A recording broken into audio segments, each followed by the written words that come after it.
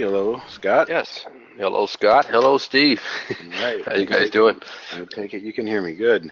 hmm Um, okay, a little under the weather, but we'll limp through this. Got some stuff to talk about and show you guys today, coming off the heels of our big Holly Summit, Trade Ideas Summit in California. Um, Tell you what, if you guys haven't seen some of the, or you'll start to see some emails coming through with some nice edited down versions of some of our speakers that we had this weekend. Good time was had by all, and a few new things were learned. So, welcome to Trade of the Week, October 3rd. And disclaimer time, just a reminder, we're not registered investment advisors. We are not RIAs, we're not brokers, we didn't take the fiduciary tests.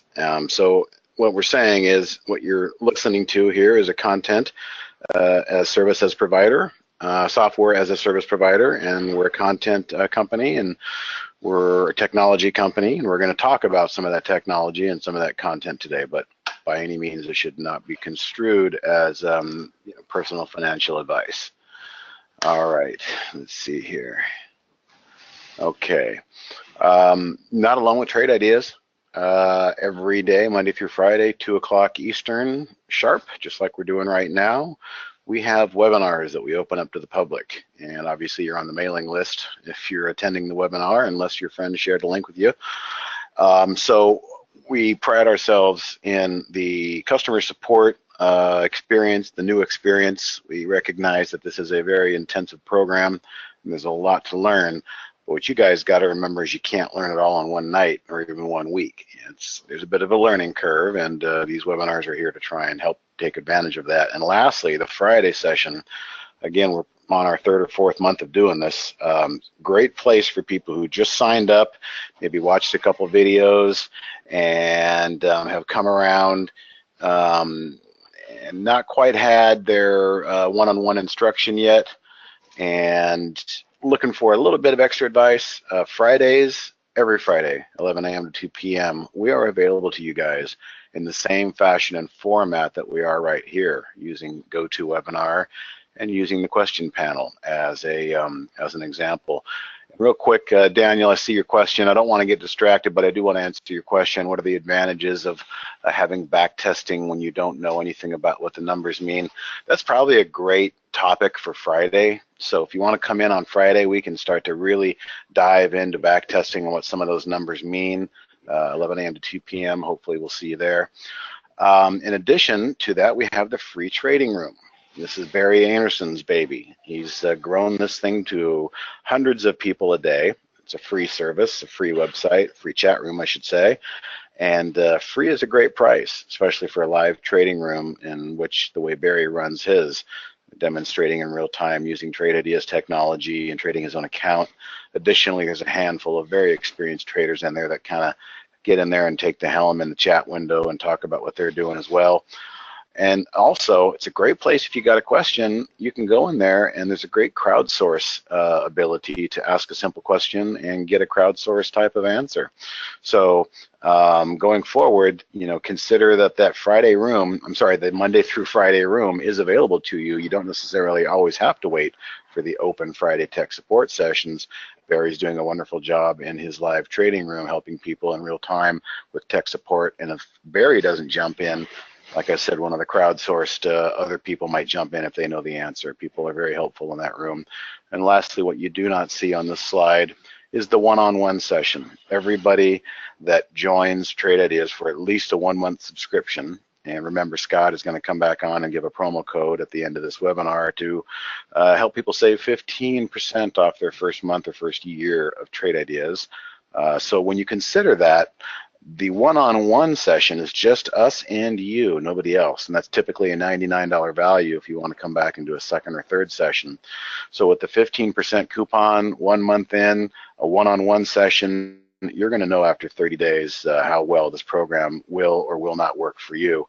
I'm going to venture to say it's worked well based on this slide right here. This is a net subscriber growth that we're still working through a parabolic stage of growth, and we're trying to stay ahead of the curve and on top of that in our support. So I think we're doing a great job between everything I mentioned in this slide.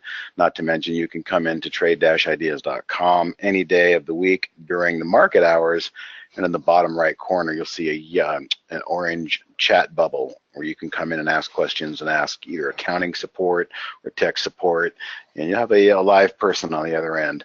As much as we like to talk about bots and AI around here, I can assure you the live chat is not a bot, nor is it an AI, so that is well available to you. Brokerage Plus is something that was talked about this weekend with Michael Noss. Again, if you get an email to view some of the video speakers that we had at the summit, Michael Noss talks about automated trading, how he got into it, how he uses it, and he touches on the product called Brokerage Plus, which is only good with interactive brokers as we cut our teeth and create the needed bug workouts. And once this goes into production, hopefully, pretty soon. Pretty soon is a very open-ended answer, but I've learned a long time ago when it comes to development and software and the next version, you don't want to paint yourself into a corner. So this is a great tool. It's getting better and better. It's still in beta, but I'll let you know if you have an IB account and if you are a premium user of Trade Ideas, you're grandfathered into this. So when it does get released, I think it'll have a one-time licensing fee. You won't have to pay it if you're already a premium user and a subscriber to Trade Ideas. But for the most part, this is an advanced tool. It's really not for people who are just coming to the market and learning how to trade. I mean, I hate to burst your bubble, but it's not as easy as just saying, oh, I'm just going to come in and grab this tool and connect to something that looks good, that works, and all is well. No, you really need to learn how to crawl, then walk, and then this is more like running in terms of that analogy. So just be aware that Brokerage Plus is a advanced, intermediate to advanced tool, and we're currently supporting it in beta. If you have any questions on that, tradeIdeas.com/download or info@trade-ideas.com, and we can route that to the right place. And again, I'm keeping this slide in here as long as I feel like it. This was the theme of our weekend and also the theme of the keynote speech by Brian Shannon. Did a great job, and I'm actually going to touch on something that Brian alluded to during his presentation, which I feel was a great way to kind of sum up a lot of the things that we talk about in short squeezes. So we'll get to that. But again, no man is better than a machine, and no machine is better than a man with a machine. So a man and a machine, or a human and a machine, or a woman and a machine, you're going to have an edge over everybody else. And in this case, the machine is Trade Ideas, and the human is you guys, the discretionary traders. So holding true to kind of the typical template of our webinar, we'll talk about market recap today, still in a path of least resistance type of a theme. We'll go over the Holly recap today. Trade of the week recaps, a couple of points to talk about there and a couple of clarifications.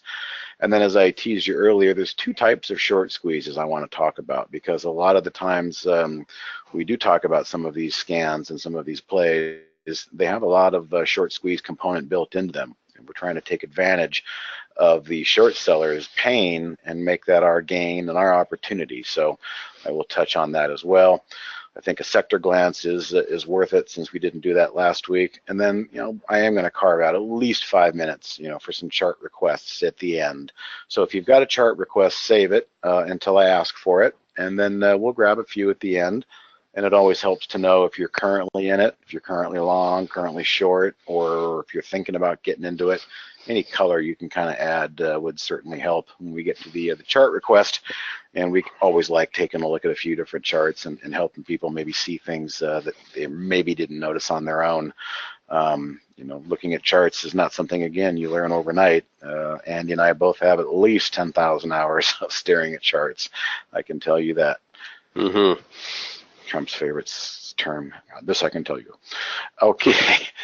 All right. So this was recently added, as I was teasing, the TradeIdeas.com live stream.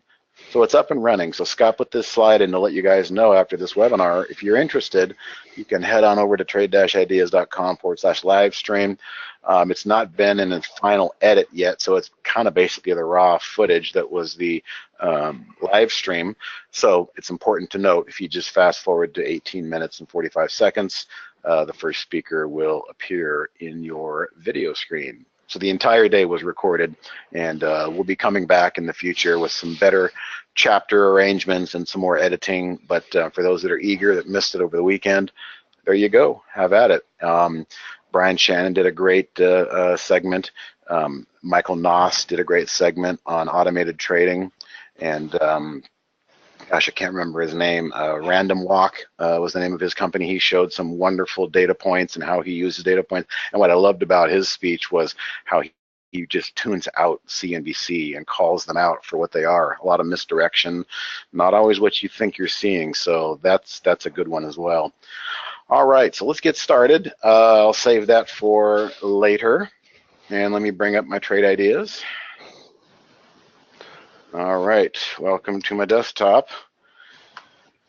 And let's start with the old faithful, SPY. 1, 2, 3, 4, 5 days of green candle movement out of this congestion here.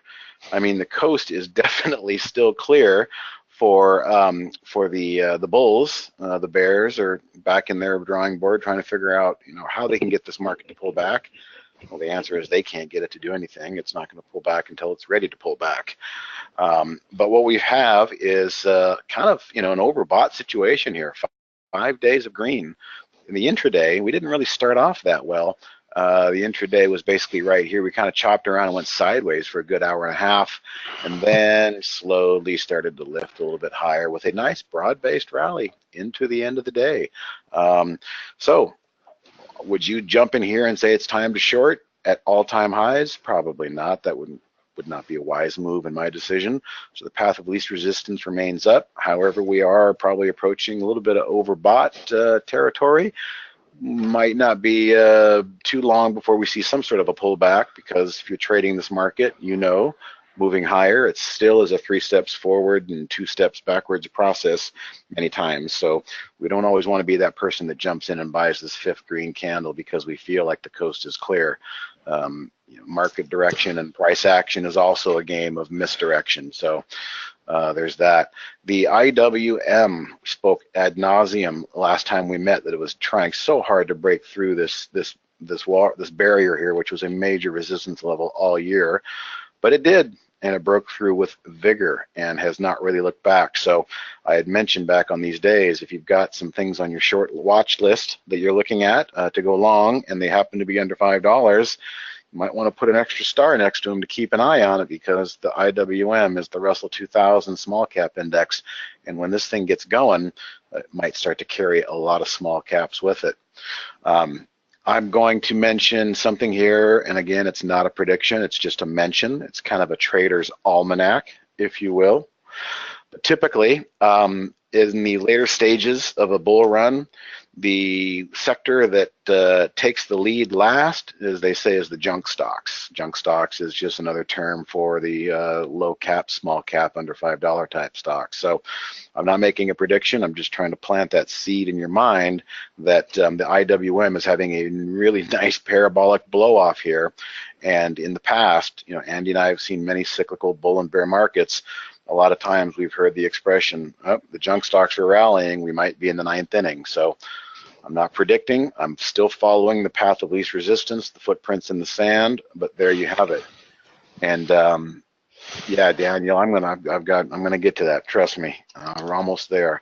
Dow, another nice day, pulling out of a nice higher low base camp, moving higher 4 or 5 days in a row. Again, probably not a place to establish new long positions up here. Need to wait for a pullback, but the Dow again is showing the path of least resistance. So what is the flip side, right, Daniel? The flip side is the Qs. They don't quite look like the other 3 that I posted, and they're still having a hard time trying to break out to new fresh highs. So where's the leadership? Well, it's certainly not really in technology lately. And let's just take an example and take a trip down FANG Street, shall we? FANG is an acronym for Facebook, Amazon, Netflix, Google. and they comprise a very large, heavily weighted portion of the NASDAQ. So when we look at the Qs right here, like Daniel was pointing out, it's not quite the same situation as the SPY, Russell 2000, and the Dow. What's going on in the Qs? Well, out of favor may be the word of the month so far. Let's start with Facebook. Facebook, big bag drop last week, but still can't kind of get out of its own way. Definitely needs to get back to those levels and try and see if they can take and blow through that supply of stock for sale that's showing up as we look left on that one. Amazon, I still maintain Amazon may be one of the most textbook head and shoulders tops that we've seen, but we won't know unless we have a correction, and all signs are still pointing towards up. So, you know, big shoulder here, big blow off on earnings could be the head, and then another right shoulder. The neckline, as you all can see, I have used my price alerts because I feel this could be a major event in the market. If Amazon breaks its so-called neckline, watch out. The Qs might really, the NASDAQ might really start to take notice. So Facebook, not that great. Amazon, not that great. What's Netflix doing? Not that great. Back, not, you know, needs to get back to highs. One could even argue a sloppy double top could be forming here, but we never really know unless we can get back there and push through. And let me spell this out, F-A-N-G, thank you, Google. Google was really kind of wallowing last week, but today, the last few days, has put a few days together. But today, it's not breaking out again like spiders, Qs, spiders, diamonds, and Russell. Oh my! So another also possible sloppy double top going on here that may have to have some resolution come to it in Google. So again, Facebook, Amazon, Netflix, Google, your big stocks, your FANG stocks, just not cutting it. Even Apple, you know, Apple has been a tight range after a precipitous drop. It's not taken off to all-time highs. So as I go through those 5 charts, guys, pretty much makes the case as to why the Qs are not looking much like the Dow or the S&P 500. Those big FANG stocks, I think, are really anchoring and holding them back. So that's my observations. Anything you want to add, Mr. Andy? No, you covered it pretty well. I will say with the Qs, I mean, we've talked about this being a baton passing market. You know, don't be surprised if and when you see the IWMs, you know, start pulling back, the diamonds. Don't be surprised while they're pulling back if the Qs start to rally. It's just what we see. It's a baton, you know, passing. Money's got to go somewhere market, and it's not going to go into you know, freaking CDs right now. For those of you don't pay anything. Yeah, or for those of you that are over 40 or 45, and maybe a more interesting visual might be the old Ed Sullivan show, those variety shows where you'd have a guy on a table with, you know, 8 sticks, and on the top of each stick is a plate, and he starts spinning them, and he's running back and forth spinning these sticks, and pretty soon something starts to wobble.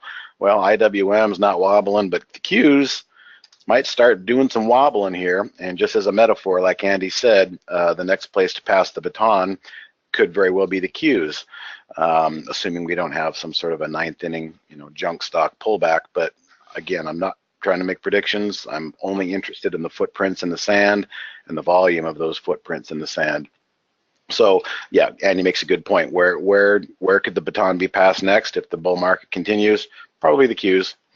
So we'll keep that in the back of our minds. And one other thing too, we are getting closer to earnings season. So and usually the technology sector is the one that's most, you know, overvalued. So a lot of people may just kind of be in a wait and see attitude, you know, with some of these Amazons, Facebooks. Apple's not really overvalued, but Netflix and all these, yeah, they just want to make sure they're maintaining that growth. But and it's probably worth noting a little bit of seasonality too here. The fourth quarter, October, the October surprises, the earnings that come in. You know, typically we have some of the market in the history has had some of the bigger corrections in the fourth quarter, typically October. So. And crashes. We'll see. And crashes. And I don't want to use that word. I'm not trying to predict anything. But again, when I see the IWM just rip to new highs, it's almost like a capitulation to the upside.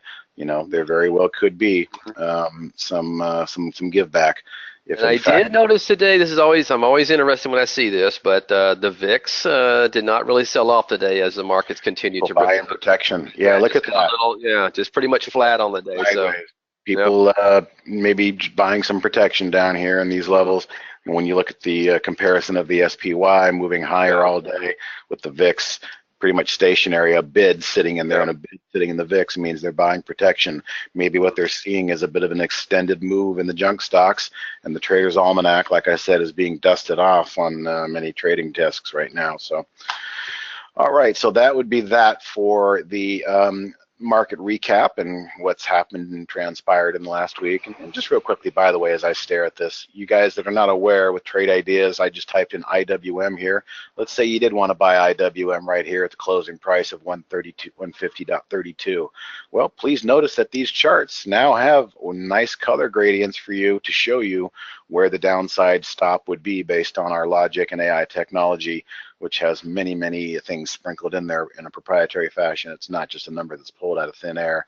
So for anybody Mhm. new looking at these charts saying, what are these gradients all about? Well, there's an intraday gradient saying 148.83 ought to be your stop if you were to jump in. And then on the daily chart here, you can actually see the upside. It's way up there at 157.37. So always like to point out my favorite new feature in the last few months is definitely the input output of the gradients on the charts, giving us and new traders a nice way to try and lessen the learning curve of how to look at charts and what to see. Mhm. All right, so we're to here. I guess Holly recap, huh? Yep. Okay. I think so. Well, first observations in the bigger picture. Did Holly, well, let's start here. Coming into the day, did Holly have any shorts or a bias? Well, the bias seemed to be long. There was a short that made the cut last night through all the back testing, but did Coach put this one in the game, putting on the brakes? No, zero trades. Zero trades was riding the bench the entire day today because the AI was seeing the path of least resistance was long, and of course, directional bias, as I've coined it, nothing but long trades today. And so um, I don't know if you guys were watching Holly last week and even yesterday, just put on a pretty good show of some really nice winners. I think we had 3 targets hit in 2 days on a couple of trades. Yesterday, the risk on category for, again, here was yesterday's IWM and yesterday's SPY moving higher. And we're going to talk a little bit about this. The risk on is typically going to perform the best when the market is not choppy and going back and forth from red to green. If we can get ourselves a nice broad-based rally, then we can start to trust risk on. Well, let's look at risk off for a second here. Risk off was basically all of the trades taken by Holly and then exited on these time stops, 60 minute, 120, 45, 60, what have you. But what happened if we go back to the risk on histogram here, you'll notice in the day, early morning we started red, we went green, and we went back to red again. Take a look, let me zoom in so you can kind of see what I'm seeing. I'm looking right here at this area. So we had kind of a volatile, choppy opening, pulled back, back up, pulled back, sideways, sideways, sideways, and then the broad-based rally just started to drift higher into the end of the day. And when I see that, it's not surprising to look over at the risk on category and see the trades that Holly called out in the morning, but got out too early. The trades eventually went on to work as the backdrop of the market was a nice tailwind.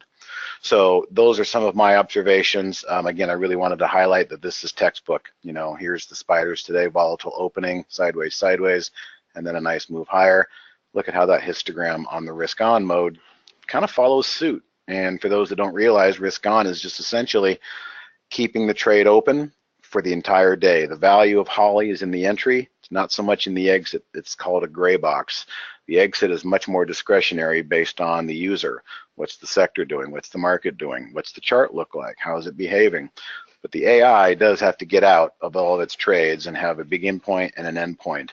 But that's why we did add risk on to try and show a little bit of different color for days when we had like a broad-based rally such as today. So did you see anything interesting in these trades that would be worth Uh, noting? Yeah, as a matter of fact, I did. And Bill, Steve pretty much was answering your question there Yeah. about the value of risk on and risk off. It's not something we throw in there for our own good.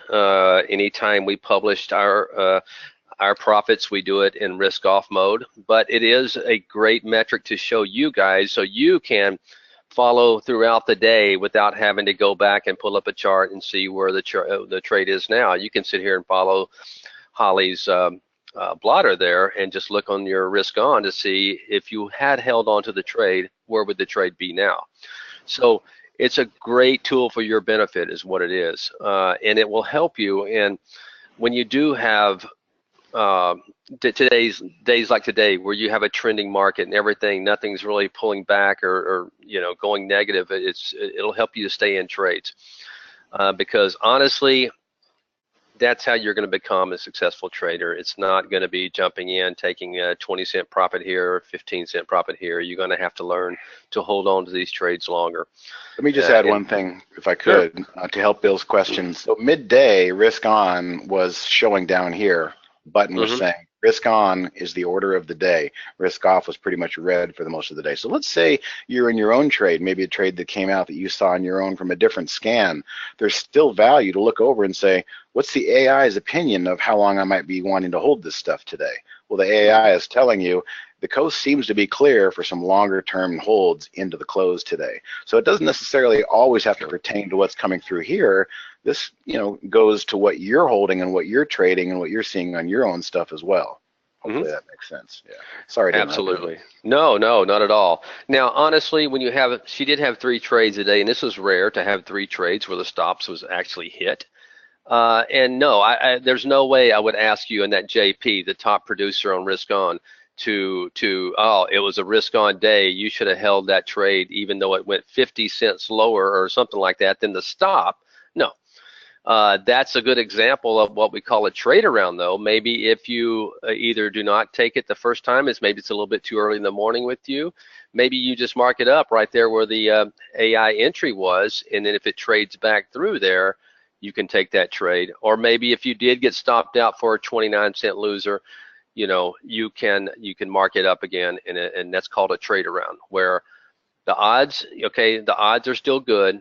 The trade didn't work out, but that doesn't mean the trade is no longer should be looked at. But that being said, Steve, I thought, yeah, go ahead. I was going to say on JP, we got to give a little bit of credence to that nice daily chart. It was a big mother of a breakout going on there today. And therefore, that's some volatility. I mean, you look at the candles on Friday, and then wham, wham, wham, wham. A lot of volatility on the open today. But in the bigger picture, this thing had no resistance to move higher. Mm-hmm. Okay. Right. It is a China stock, China broker, I believe, or something like that. But yeah, unfortunately for Holly, she got in it about 5 minutes too early. If she would have held off and made that trade, the coast would have been clearer. But that's the way it goes sometimes. ANTH I thought was a very good trade today. Very good setup there. You can see on the daily where Holly took it, basically going through a month high right there, going back to the middle of the month. You can see, breaking out of that level, and that's what we call a no pain trade. I mean, she enters the trade and pretty much off to the races all day. Now, I want you to look at the value. This was actually a 25% winner on risk on. That is huge, guys. I mean, so don't only look at how many cents were gained. You got to look at how many shares you could have bought at this price, and look at that where Steve's showing you there. That's a 25% winner. So that's huge, and a great call by Holly. And look at the volume bar today. Look at that volume bar. Yeah, right volume there. Doesn't lie. Yeah, there you go. Let's look at the numbers. Relative volume, 13.55. This was the going out volume, so we can't really base anything off that. But for the day, this thing did 13 times more than it normally would. And the other thing was, 26.5% is huge. But even if you'd exited with Holly, that was still a 10% winner on the risk off category. Exactly. Exactly. But what he's showing you there, guys, is stuff that you need to pay attention to when you do enter these trades and you see that volume coming in on your single stock window and your charts. I mean, just you got to learn to have more conviction, because and there's Go ahead. I'm sorry. Okay, well, there's one more thing back to that JP earlier, and he said, this was a China stock. Well, the sector ETF showed us that KWeb, which is the China Internets, but internets, basically were leading the way. So another little piece of the puzzle. Always a piece of the puzzle. The sector strength is a piece of the puzzle. The charts are a piece of the puzzle. But if you're, thinking about, gosh, should I be staying in something? Forget this particular stock, but your own stock. If you're not really aware of where the sector strength and the sector weaknesses are, you got one hand tied behind your back. Gold miners had a wonderful day along with steel and the home builders and the China stock. So that's where the cream was rising to the top. And one of the things that can be a very good habit to get into is when some of these Holly trades do come out, grab your handy dandy single stock window and look at the profile and see what they are. If you're not sure what sector they're in, you can find out real quick what sector they're in by using the single stock window. So that was another piece of the puzzle on that one. All right. But yeah, other than that, I could talk about. There's a lot of small 30-cent winners, 12, 13, yeah, 16-cent winner there. But I don't want to sit there and just pick. I mean, for overall, I mean, I wasn't impressed with the day as I have been, especially like yesterday and the days before. But nonetheless, there was some decent activity in it. I mean, at the end of the day, when you've got risk on, everything that was called out finished in the green, $2.40. It's not a bad day, but I would like to see risk off doing a little bit better as well too. So it was kind of a bifurcated day, and like Andy said, when you came off the week that we had last week and the day we had yesterday, Holly was on a roll. Bit of a clunker today, but not in terms of too bad when you look at the end of the day risk on. So I hear you there, buddy. Exactly. Well, the market also, if you look at the spiders, they were a little bit sloppy in the first, hour, almost 2 hours. So Holly, a lot of those early entries, she ended up getting chopped up and got some losses, and then the market started to kind of work. But you're going to have days like this, yeah. Yeah, so what a lot of people like to do is, throughout the day is try to find levels of where, if the AI, if the market comes back and moves back through highs, maybe there's some levels I might like to remark up on the charts, because the entry really is the value proposition of the AI. And if you start to see things that are consolidating and getting ready to pop higher, you can set your price alerts and always consider a trade around if needed, if warranted. All right, so. Okay. Neil, Holly will usually post it, I think, around, probably close to midnight Eastern time, maybe 11 o'clock Eastern time. She will come out with her starting lineup for tomorrow. I'll be honest with you, Neil, my computer's always on, and sometimes I'll get up in the evening and use the bathroom and make sure the doors are locked and everything's lights are out. I'll come over and just kind of sneak a peek and see what's going on, for the next day. But yeah, typically it's going to be after midnight, but well before the opening of the following day. And mind you guys, there's about over 1 million practice trades and back tests going on through all of the different strategies, and these are the only ones that really made the cut today. All right, so next I believe we're going to talk about trade of the week agenda. Sure, trade of the week recap. All right, couple things. MEU going way back, has really surprised me. I know I said this green line here could be a big level of supply, and it was. However, earnings was the order of the day that pushed this thing higher, I believe. And wow, just what an incredible move. I don't know how much more it has left on that. Last week we had JSO. Now this is going to be in a case where we had a no trade, a no trigger. The solars were doing very well going into that week, and we had a nice kind of a consolidation and a flag pattern, and then a really nice washout bounce hammer candle. Well, when we see the washout bounce hammer candle, the order of the day is to look to take out that top of that candle and go along, because the mitigated risk, or the risk I should say, has been mostly mitigated. Well, as it were, Monday opened up and the solars just took a drubbing, and so we never really got this one above where we needed to trigger. So no trade, no harm, no foul. No trade's better than a losing trade. That was last week. I think it's worth mentioning, one of the old ones from last month is Twitter. We've been having this one open for a little while, and essentially I'm gonna kind of call the entry. The entry was about flat right now, isn't it? Yeah, we're about flat. So there was pretty much our entry. We did have some juice to the upside, at one point there. As a matter of fact, it was about a little over 4.5% alpha to the upside before we got a pullback, but then back into the range here. So it gets to a point where if you don't want to sit through this level of a pullback, you're certainly not in the wrong to do what Holly does, reduce risk and maybe cut your losses or sell half and just see what happens.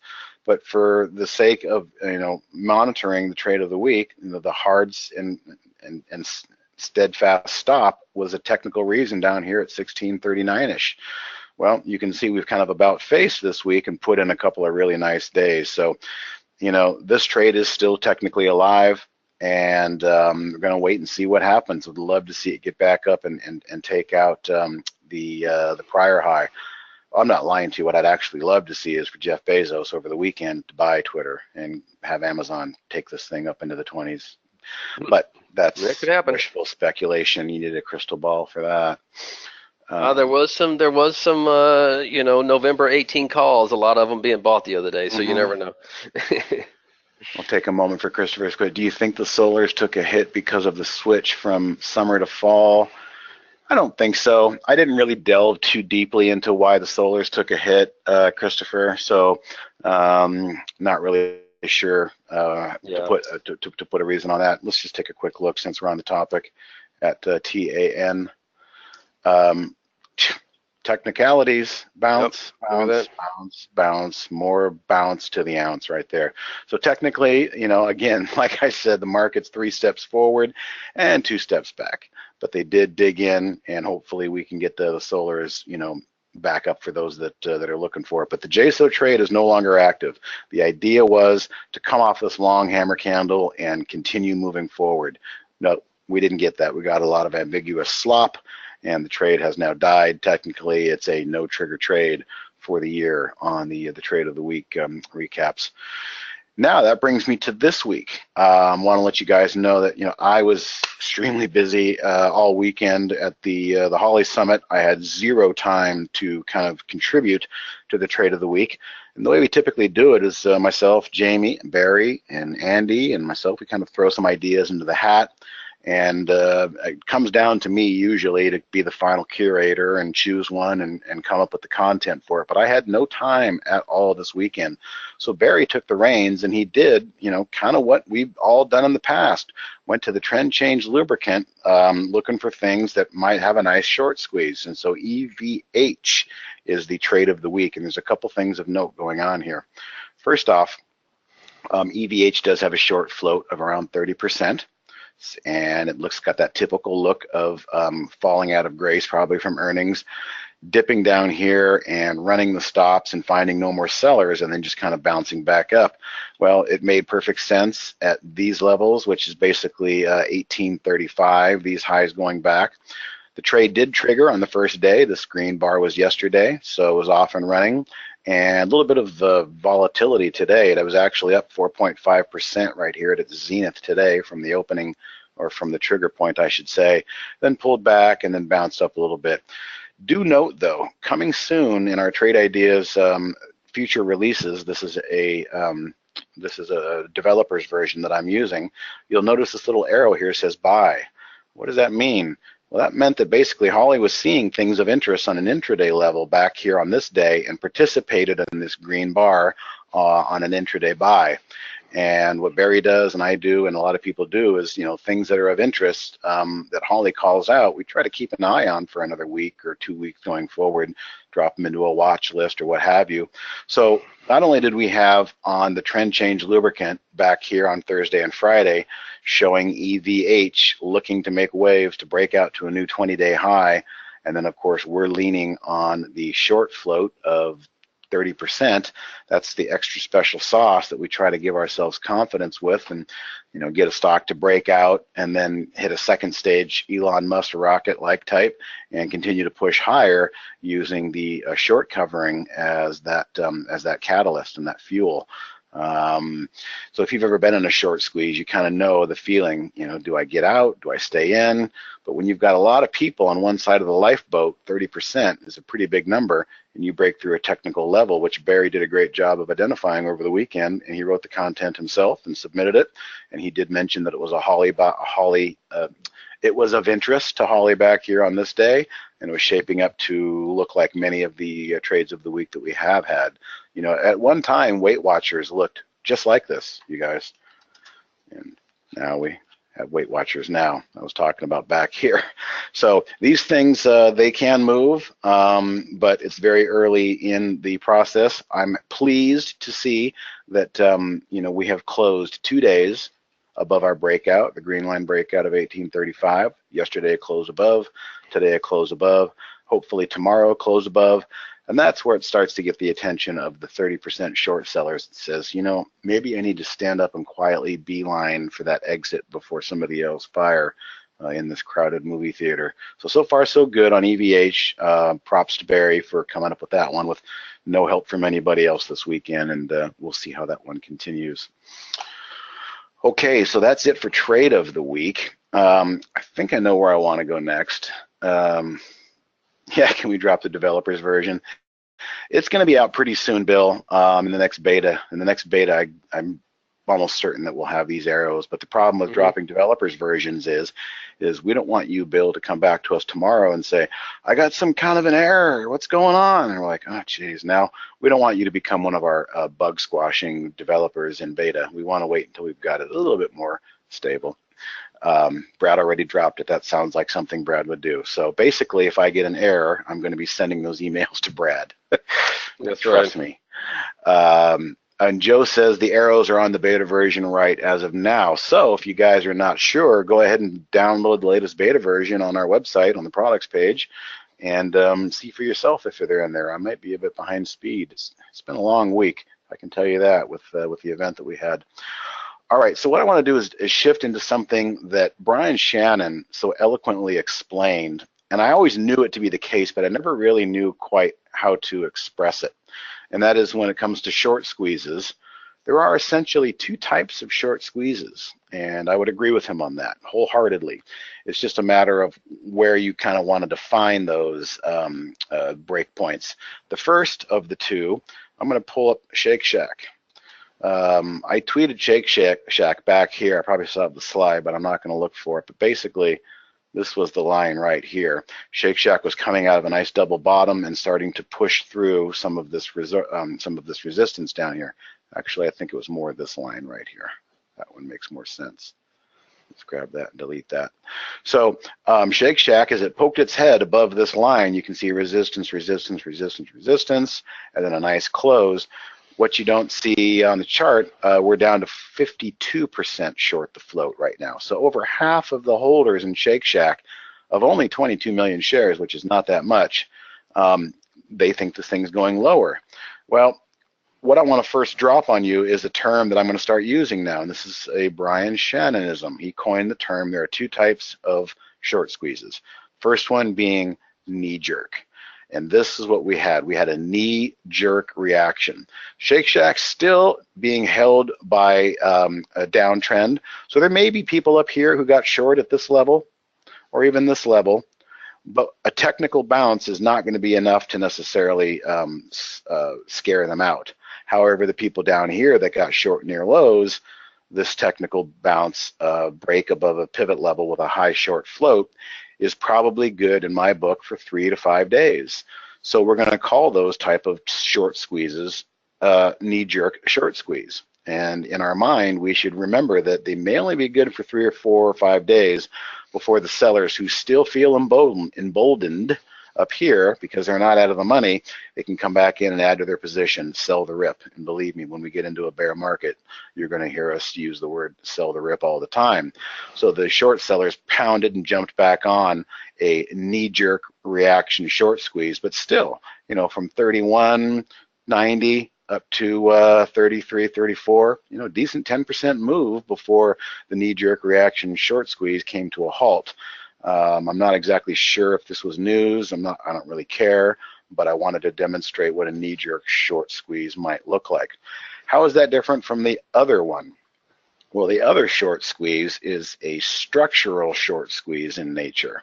And as a structural short squeeze in nature, we're probably talking something more along the lines of what I have on the squeeze me's. The squeeze me alert is the same as the trend change, except we're not down here in the doldrums. We're up high looking to make new 52-week highs. Now, we look at this chart here. This green line triggered, all right? We got 50... AGIO, 52% short, okay? If you're riding a stock with 50% of the other people also being short to a new 52-week high, in my opinion, you need to take a step back and go into the wilderness and reassess your strategy, because this is not going to work very long. How many people in this particular situation do you think were underwater as a short squeeze? Probably most of them. Most of them were getting short, at least down here, or if not up here. But when we take out a 52-week high, such as we did, this is structural. This is a totally different game. There are no smart guys and bold guys that are sitting in the money. All the short selling that's been going on prior to this, they're out of the money. And if they blow through a 52-week high, they're out of the money even more. So obviously, structural short squeezes are going to be a lot more stronger and easier to have confidence in than a possible knee-jerk short squeeze. Now, you know, there's no real tried and true way to do it. Brian Shannon uses his daily VWAP, but you know, you could use something as simple as a 20-day moving average. If you see a stock with a high short float and it's above its 20-day moving average and it's higher highs and higher lows, there's not a lot of people in here that are feeling bold because their initial short position is in the money. They're probably mostly out of the money. And that's the big difference between a knee-jerk short squeeze and a structural short squeeze. And it just so happens to be that my trend change lubricant pretty much is going to focus on the knee-jerk stuff, and the squeeze me is focused to find stuff going through 52-week highs on much, also on high short squeeze percentage, short float percentage, I should say. So that was my little sermon for the day. Two types of short squeezes. And again, I think Brian, if you guys watch his video, you'll see a lot more examples and a better way of understanding how he presented that.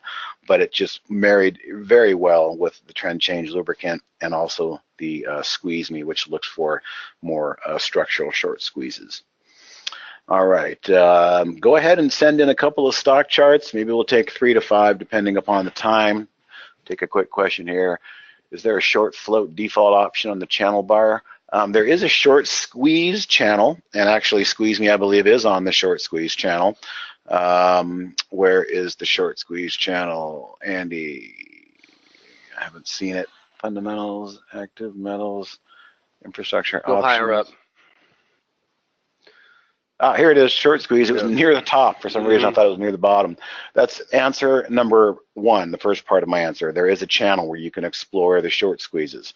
I'm not going to click onto it yet. We're running out of time, but you can on your own. And as far as I'm concerned, I like stuff that's at least 20%. I think Brian Shannon likes 15%. I'd take it up a notch. I like 20%. You know, even on this squeeze 52, if I show you this configuration here, my filter for short squeeze, short float has to be a minimum of 20%.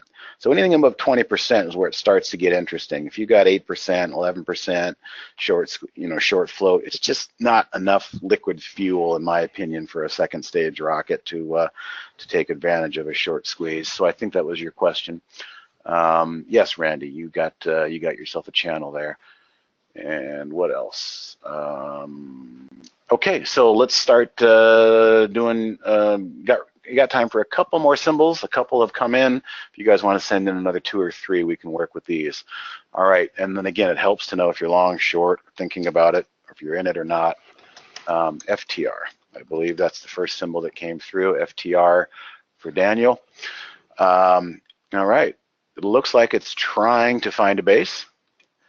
Looks like it's trying to find a base. It's definitely been in a major downtrend. The short float is 33%. Earnings are in 20 days. It's losing a lot of money, so that's the reason it's down. But what I'm seeing, and I'm sure Andy's seeing the same thing, is a lot of times you'll hear people say, there's no such thing as a triple bottom, but in this case, it seems to be trying to show it.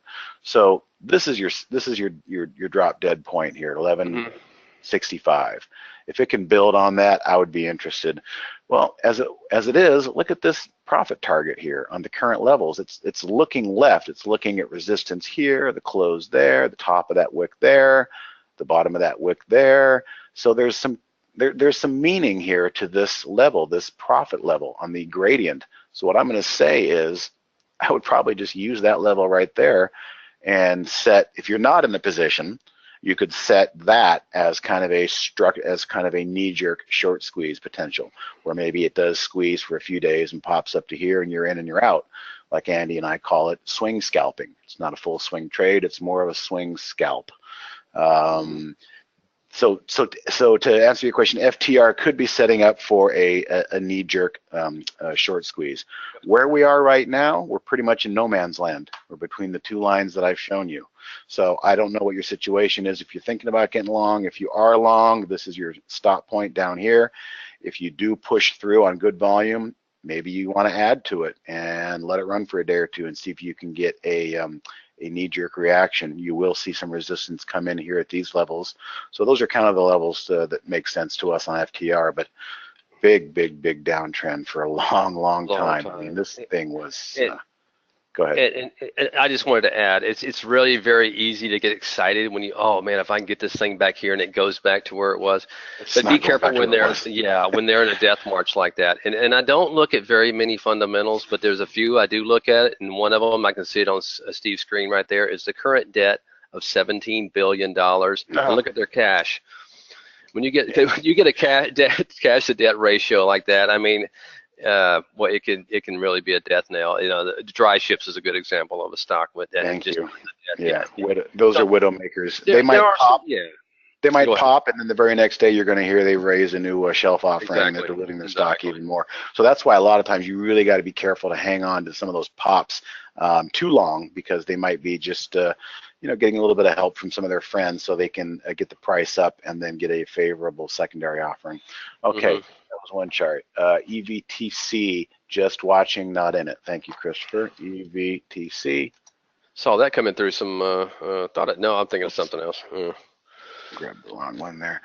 All right, so what I'm kind of seeing here is a dead cat bounce.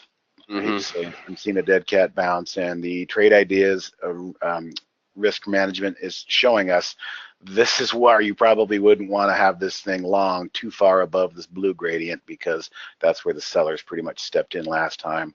So if anything, gosh, bigger picture, yeah, that's a tough nothing's really jumping out at me. It fell from grace for a reason, and it did it on heavy volume. To me, it just looks kind of like a dead cat bounce that topped out up here.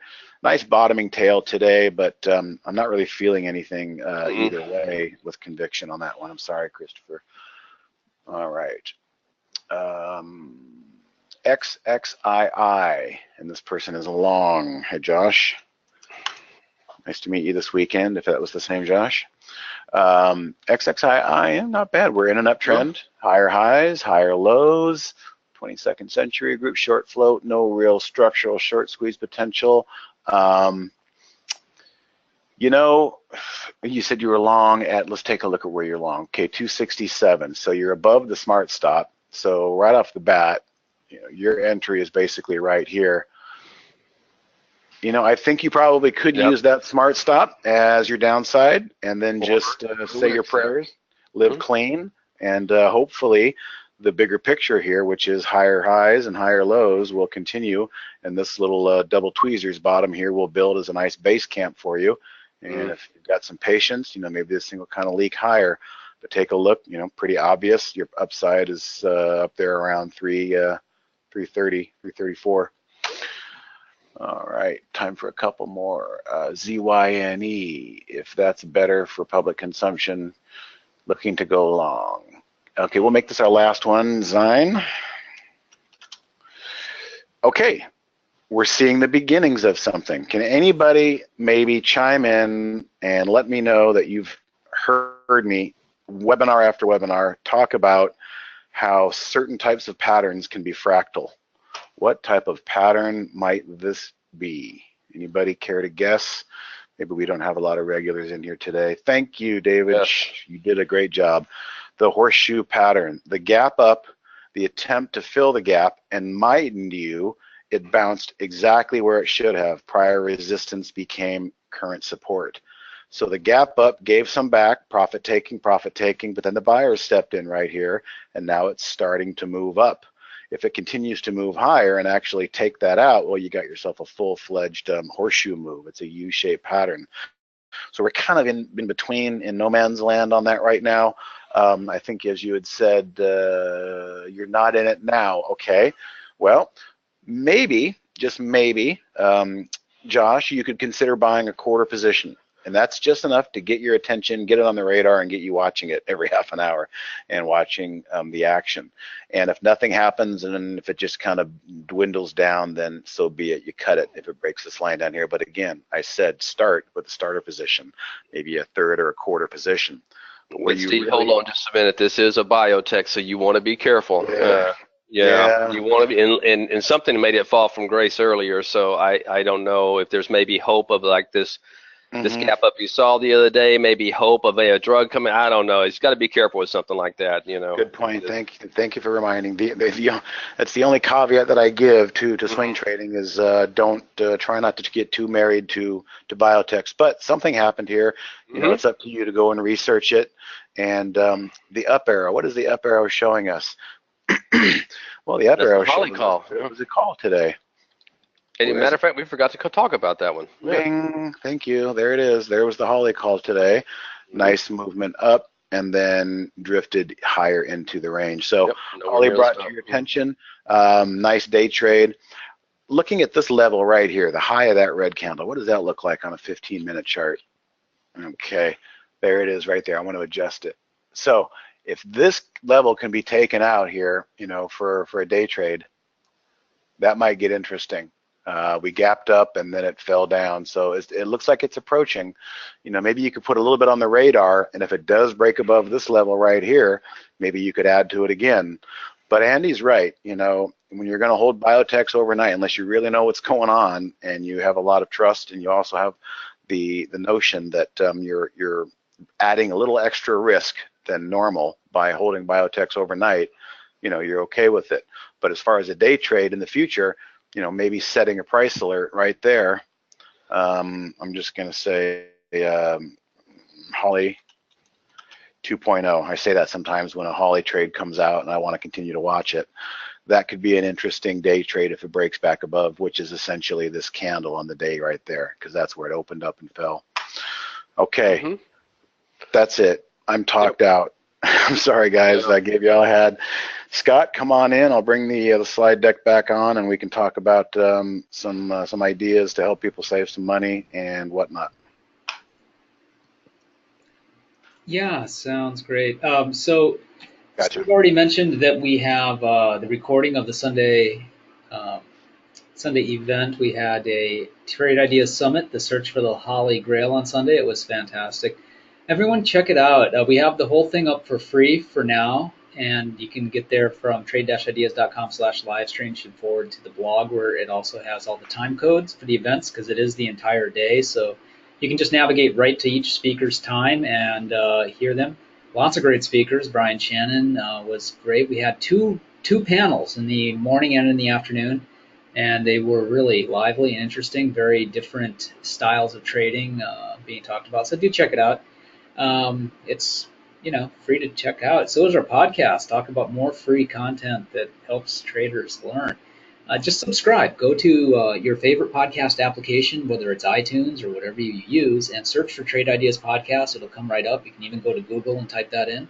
Just subscribe to it. That way you get the new episode on Fridays when we put it out live. It usually goes out about 3 or 4 p.m. Pacific. Dan and company recorded about 1:30 p.m. on the West Coast, and then we pop it up there on our distribution RSS feed for the podcast, and it gets out there by about 3. We have a code that's good for a discount, 15% weekly trade for the trade of the week, and it's all caps like you see it, but that saves you 15% on your first installment. Works for standard and premium, and standard subscribers can use it to upgrade to premium by going to their account management section and clicking on change your subscription. Just apply the code when you do that. Otherwise, if you're new and starting out, premium is really where it's at, but you can subscribe to standard, and both include a full hour of one-on-one training with Steve or Andy or Jamie. So remember to sign up for your training after you become a subscriber, and also come to the trading room in our webinars, other great ways to really get into how to use trade ideas to suit your trading style. Any questions, just email us, info@tradeideas.com. That's the best email for support. And of course, Steve's at Today Trader on Twitter. Trade Ideas 1 on Twitter is Dan Merkin, and Trade Ideas Pros where to find us on Facebook. Thanks, guys. See you at the next webinar. See ya. Thanks, Steve. Thanks, Andy. Thank you. Nice to meet some of you in person that I see on here, and talk to you next time. Yeah. Bye-bye. All right, guys. Bye, guys. Thank you. See you Thursday. Bye-bye.